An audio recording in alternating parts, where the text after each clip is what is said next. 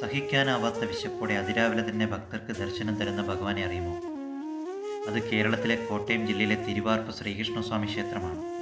ഈ ക്ഷേത്രം 1500 വർഷത്തിലധികം പഴക്കമുണ്ടെന്ന് വിശ്വസിക്കപ്പെടുന്നു.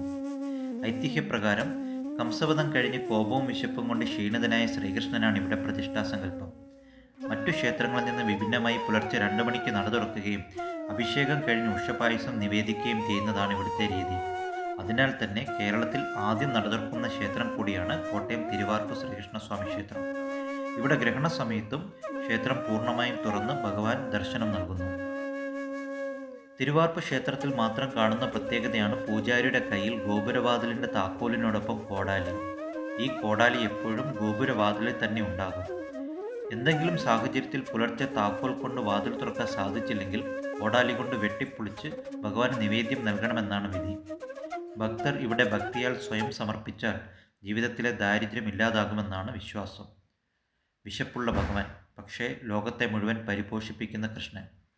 നിങ്ങൾക്കെല്ലാവർക്കും ഒരിക്കലെങ്കിലും കോട്ടയം തിരുവാർപ്പ് കൃഷ്ണൻ്റെ പുണ്യദർശനം സാധ്യമാകട്ടെ എന്ന് പ്രാർത്ഥിച്ചുകൊണ്ട് ഓം നമോ നാരായണായ.